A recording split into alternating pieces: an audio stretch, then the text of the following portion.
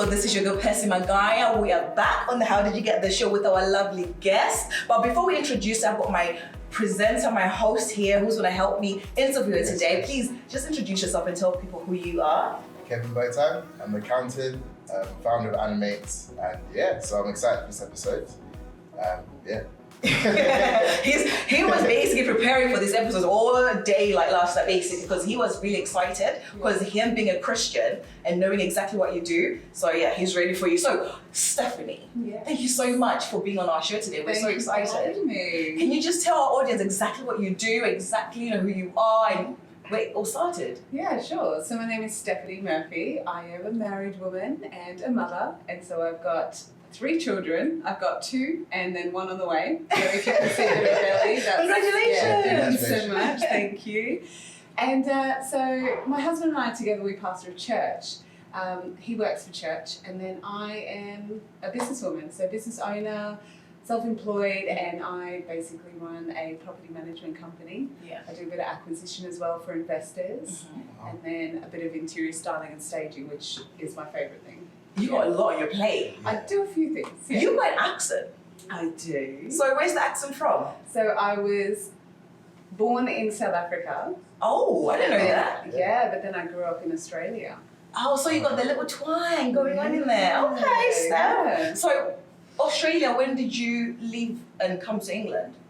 So about 3 years, almost 3 years ago now. So you've been in for 3 years. Why did you come to England? Everyone asks me that. Just The before we weather's started. terrible, price is terrible. It's too hot over there. I've never been a summer girl. I know, call me crazy. But Australia's a great country. Okay. It's beautiful, beautiful people. But for me, I fell in love with an Englishman. I And see. there was always something about England that I loved, Yeah. and I've been on holiday, and so now it's to live here. He It's just amazing. swept you off your feet, He and sure here you did. are. Yes. Before we go into your business, right? I just want to say I'm never coming to Australia, by the way. I am afraid of all the Okay, see? Yeah, I'm afraid. I always see spiders, snakes, and I'm never coming there. If you can't handle that, I wouldn't advise. But going into your business now, can you said you do quite a few things there. You mentioned 3 of them. What's the main one that you're doing right now? The main one would be the property management. So, we've got, the company's been running now for about 10 months. Okay. Oh, wow. And we're up to 114 properties that we manage. Wow. Is that across the globe? So that's just in the UK. Just in here, okay. Nice. And so in a few different cities. Nice. Our main ones being Manchester and Sheffield. And so the main part of the business is just keeping those, managed, looking after guests, and just doing what we can to ensure that, occupancy stays really high for them as well, because obviously it's, we advertise on Airbnb, Booking.com and all that sort of thing. Steph, you mentioned 114 properties. 114. How do you manage to keep everyone happy? Yeah, that's How does true. that work? I have an amazing team. Right. Okay. So I do have staff working for me now. Oh, boss lady. That's been a game changer. That's good. Yeah, Well, within the because 10 months, you've already got how many people are in your team now? So I've got 6 staff members now. Okay. So 4 that are based here Yeah. in the office with me. And then I've got 1 in Sheffield and then 1 in Manchester as well, who are my hospitality managers. So they're the ones that kind of... That's amazing. Okay. Yeah. You're in the church, Yes. of course, Yes. and then you have a business. Yes. And I know there's this stigma around having money, being wealthy, Yeah. and also being a leader in the church. I know we are both in the church and we've seen this. Yeah. And then sometimes when someone in the church is a leader and has so much money, it's like, there's a side eye to that. Yeah. So what's your take on that? I think if anything, as people who are leaders, as pastors, you're leaders. Yeah. And so I think we should be leading by example. Okay. Okay. And so, for example, for my husband and I, we very much believe that we're called to build the church. Then also, we do it together. And then the business, it's also building the business to glorify God. Okay. And so, the blessing comes through that, obviously, utilising the gifts that you have to be entrepreneurial, my husband's very much an entrepreneur in his own right, and he's amazing. And so often I get advised by him, with where to kind of check business next.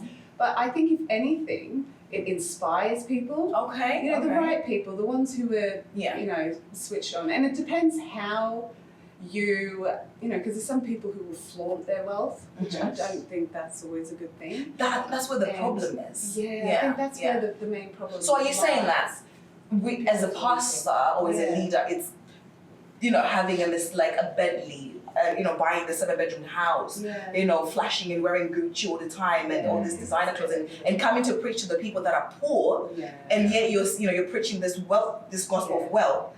I personally used to have a problem with that because I'm a pastor's daughter, right? And then growing up in the church, people used to think that all the money we have is the church's money. So when you now, it's so impossible for you to start enjoying your money because you're worried about what are they thinking. And it's also other pastors are actually afraid to make money because they feel like I should live a normal life, if I can say that, you know, so that they can sort of make it look okay, not to have money preaching the pulpit. So there's a really something that needs to be done about that. Yeah, there can be. And I think if people aren't aware of, you know, you have other things going on that's obviously generating wealth for you, then obviously, like if I was working for church as well, then and you know, they saw us driving our fancy cars or dressing a certain way or whatever, then it's like, that's the church's money that you're using, which I think is, it's a negative one in a way, especially when you've got some people out there who really like to flaunt. I know. I think we all know one person like that, you know. So being in business. I'm gonna really touch on the church and the business side because I feel like it's not something that's sort of promoted enough. There's not many entrepreneurs in the church, right? The gospel that's preached is the gospel that shows that we can live this certain life that's amazing, that's peaceful. But when it comes to teaching people how to actually make money, have the mindset of money, that's not really pushed in the church. And there's not enough like workshops or things that we can just say, you know, how can we empower them and teach them and educate them in that trade? Because everybody is sort of like, a lot of people in church are poor. I always say, sometimes I used to be afraid to even preach the gospel because I'm thinking, I'm coming off the bus, right? I'm gonna go and say, oh yeah, hi, welcome to my Jesus, love him. And then afterwards I'm asking for money for food. It's like, it's contradicting. So how can we best start implementing that in the church? Because people need to start having wealth mentality. Well, I think you're right. Like, it's not taught enough. And I mean, the Bible itself talks about money, like throughout the scriptures. There's actually more verses about money and God trying to help us to better manage our money and teach us through tithing principles.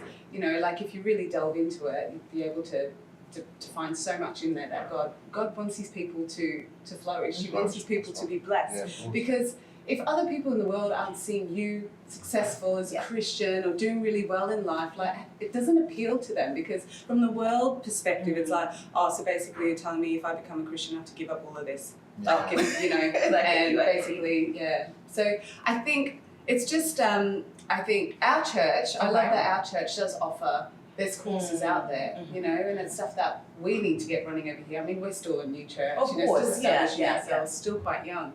But there's courses, there's financial freedom courses, and you're right. Like, you know, we're talking about, you should give your money, but telling people why. Why? And that's the important thing, it's teaching them the principles of tithing, you know, because it is about God wanting to test you, you know, test him and see that he will pour out blessing, you know, on your life, like that you will not be able to contain it. And my husband and I can testify to that. Like, we've always trusted God, even when we were first married and we had nothing. We had absolutely nothing, like in our first year of marriage, you know.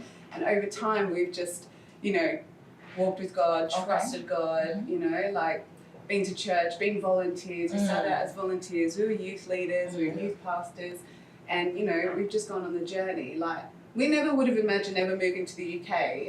So he used to live in Australia as well? Yeah, so he moved over there as well. So he was there for 10 years. And so we met over there. That makes sense. That makes sense. We met over there. And I think the most important thing is the church being able to help the people as well. Like, it's all just to add on to that as well, I feel like there's a big misconception in the church because I feel a lot of people feel like they'll just close their eyes and pray for God, to give me riches, to give me wealth. That's not the complete story. You're supposed to obviously put faith and trust into God, but you have to bear your fruits too. You have to put in the work, and then God will provide.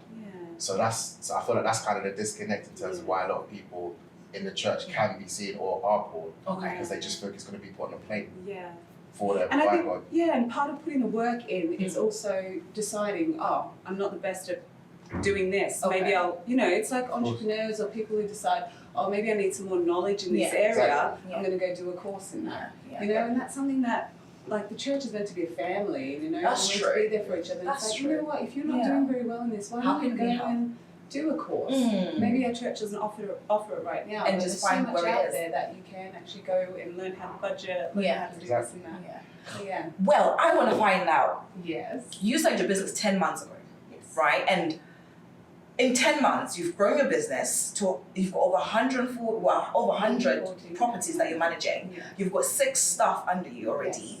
How do you get to that place in 10 months? Because I know so many people that have started businesses and are still struggling.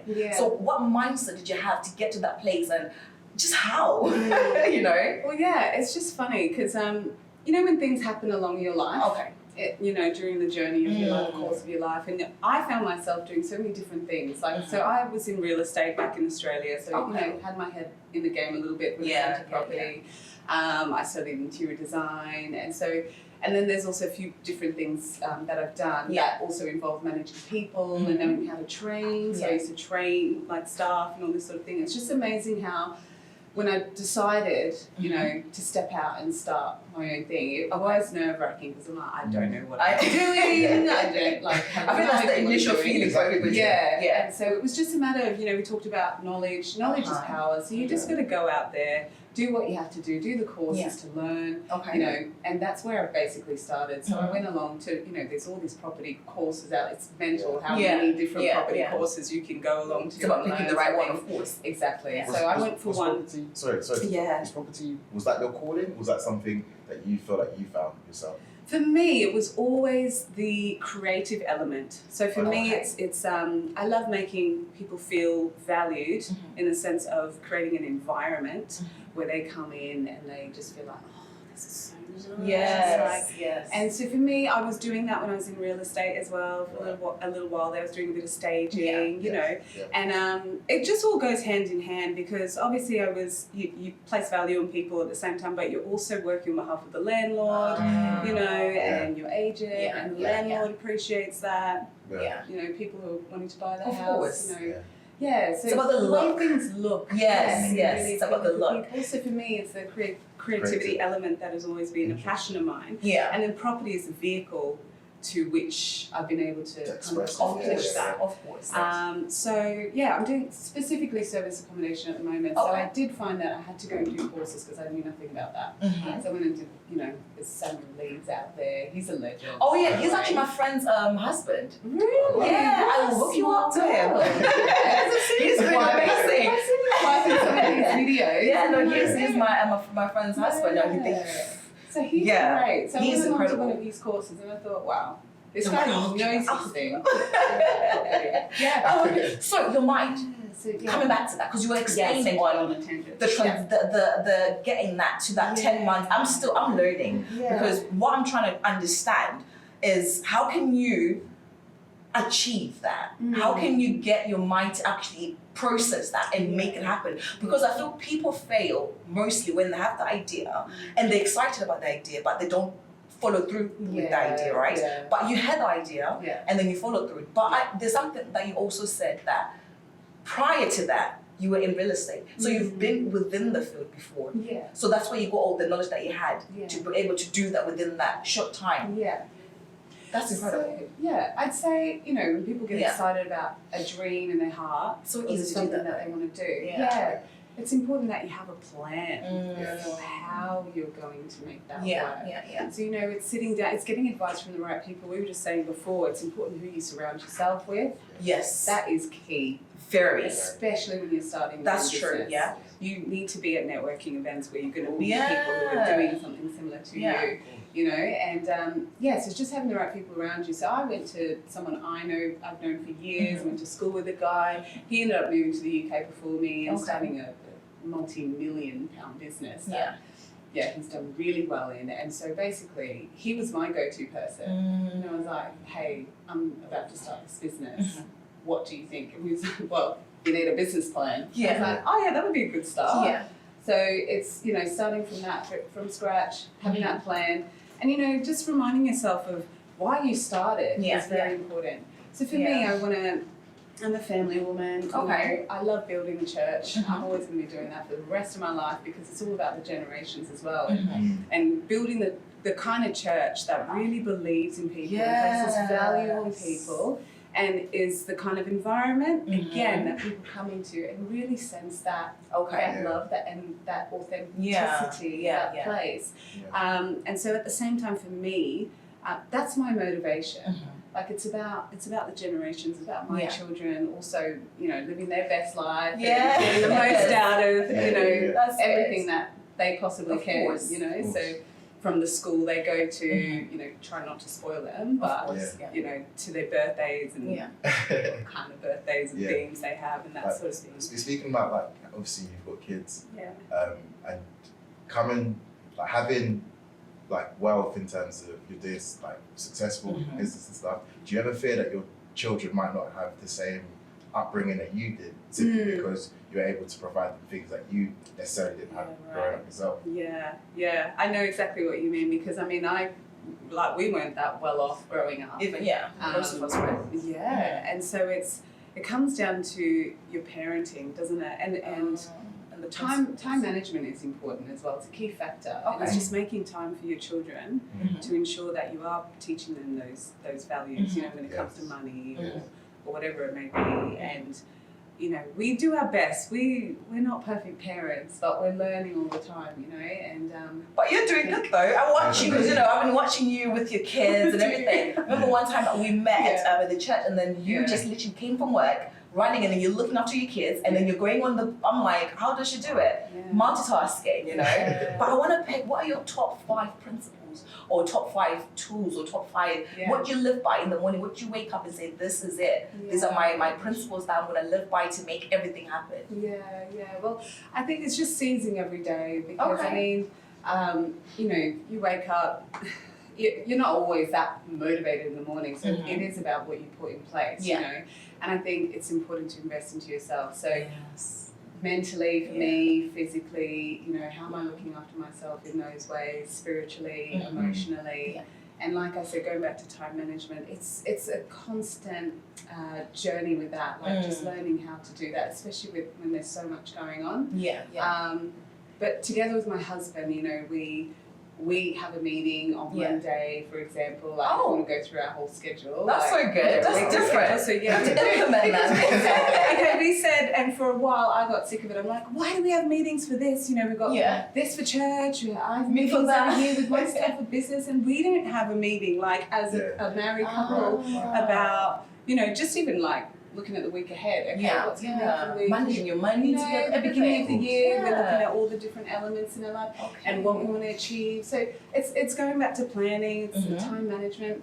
But for me, I guess, from the time I wake up in the morning, it's just all go. Really, all guns. I can imagine all the 2 babies. With the kids. So for me, basically, it's just, get up. My gosh, try and get a verse for the day. That's read that. You can read it. Get on with that. Get the kids to school, and then I do tend to take my time out to maybe read.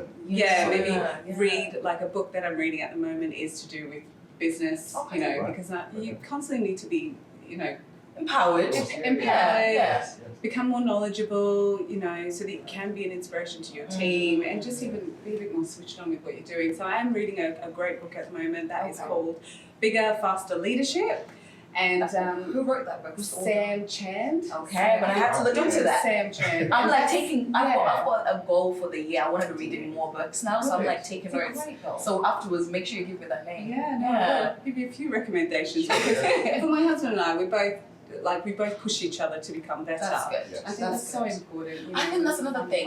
Like we're gonna be ending soon, but I just want to touch on like finding the right partner, because what you're saying, I'm just listening to you. It seems like you have the right person to do this journey with. Because sometimes I feel like people's failures is based on the person they pick to do life with, whether in relationship or in business. So it sounds like you have that husband that you come home and then you're talking business as much as you're talking marriage, as much as you're talking kids. It's like an all-round 360 relationship. So how did you know like this is the right person for me?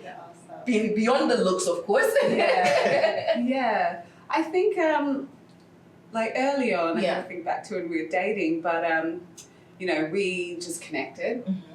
When he opened his mouth, I heard that English accent, I was gone. And so he loves that. He loves saying that, oh, Steph, you know, I wasn't playing hard to get, because it's like, oh, I'm attracted to this guy, he's great. But I think, you know, in the time that we knew each other, you know, you go through that honeymoon phase, so to call it, where you're really almost infatuated. You would do anything for him. Yeah, but then at some point you need to just calm down and then consider your future. Okay. You know, think about, can you see yourself with this person? You know, and that's what then led to the conversations that we had about, so what's your plans, what's your dreams, what do you want to do in life? And what I've always loved about him and what really attracted me to him was that he had a plan and he knew where he was going at 19. Wow. You know? Wow. And so, and then it was just like me just feeling like, I feel like my life would align perfectly with this guy. Like, he's a man of God, first and foremost. That's so nice, And then just such an incredible leader at such a young age, and just knowing what he wants. Like, there's nothing more attractive than a guy knowing where he's going. Yes. In life. So That's so true.